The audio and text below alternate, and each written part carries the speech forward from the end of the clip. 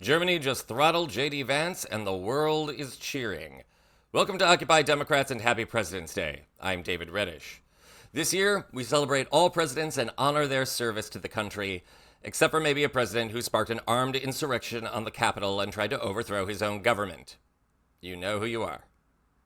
Speaking of seditious presidents, the Trump administration's embarrassment of the United States on the world stage continues. Please feel free to catcall, boo, or throw tomatoes as you see fit.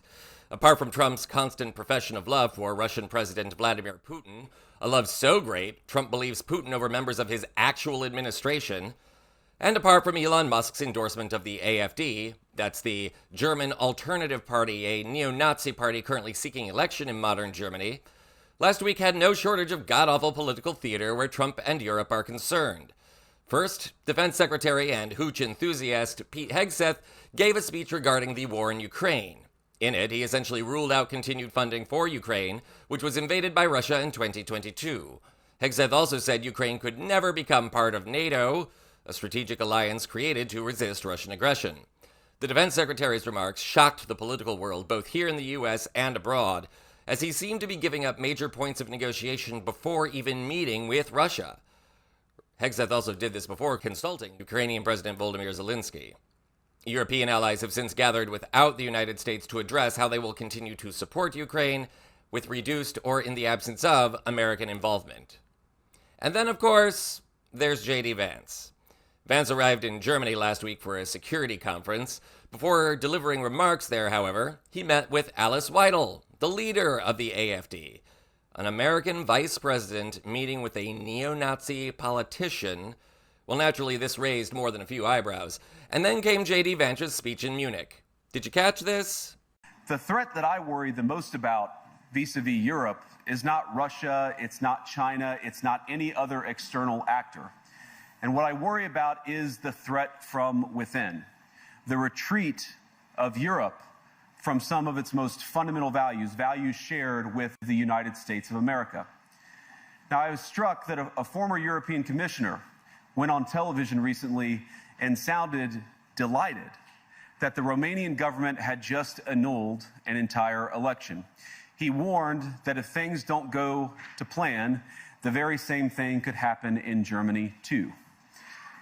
Now, these cavalier statements are shocking to American ears. For years, we've been told that everything we fund and support is in the name of our shared democratic values. Everything from our Ukraine policy to digital censorship is billed as a defense of democracy. But when we see European courts canceling elections and senior officials threatening to cancel others, we ought to ask whether we're holding ourselves to an appropriately high standard. And I say ourselves because I fundamentally believe that we are on the same team. We must do more than talk about democratic values, we must live them. What a delightful speech, JD. For the record, Vance got booed during his speech, which only goes to show that Europeans still have good taste. Vance's remarks, however, also laid the groundwork for the most astonishing moment of the entire Munich Security Conference. Christoph Hugsen, German diplomat and chairman of the Munich Security Conference, laid the smackdown on Vance, whom he called out by name.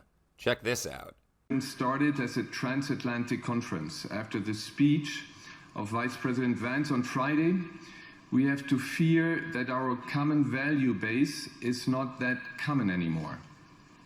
I'm very grateful to all those European politicians that spoke out and reaffirmed the values and principles that they are defending. No one did this better than President Zelensky. Let me conclude, and this becomes difficult.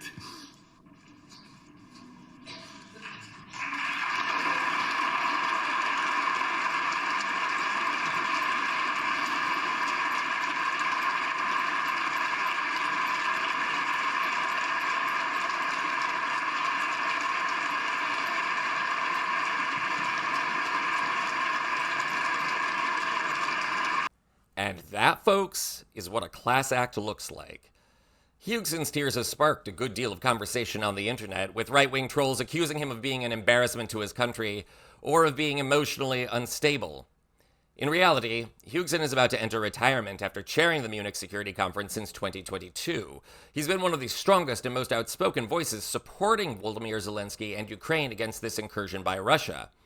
As many retirees from any profession will tell you, saying farewell to a beloved job is always an emotional experience. We would also wager that J.D. Vance has something to do with those tears. After all, it must be heartbreaking for anyone who has long supported Ukraine, Hughson chief among them, of course, to see the United States giving up so easily on Ukraine. Donald Trump and J.D. Vance want to leave the country to Putin's whims. Thousands of people have already died under Putin's boot. How many more must suffer? I'm also willing to wager that Hughson's tears flow from a good deal of anger. Unlike in the United States, where we tend to see Hitler and the Nazis as cartoon supervillains, the German people have a deeper understanding of the extent and danger of Nazi evil. For that matter, Germans know just as well as Ukrainians the torture of a Russian invasion. The Red Army is reported to have committed thousands of rapes, looted homes, and killed hundreds of civilians in acts of revenge in the final days of World War II. Germany does not want to see the same thing happen in Ukraine today. Vance's sudden support for the AfD and Alice Weidel also should not come as a major surprise. In addition to the Trump-Musk factor, Vance's political career was largely bankrolled by Palantir founder Peter Thiel. Thiel spent millions on a Vance super PAC and lobbied Trump to name him as vice president. In 2009, writing for a libertarian journal, Thiel professed, quote, "I no longer believe that freedom and democracy are compatible," unquote. Other writings by Thiel portray him as a fascist or authoritarian sympathizer. So no wonder then that Vance suddenly has affections for a neo-fascist politician. And no wonder that he gleefully continues to march along behind Trump's push for absolute power in the United States. Trump can lead Vance off a cliff for all I care.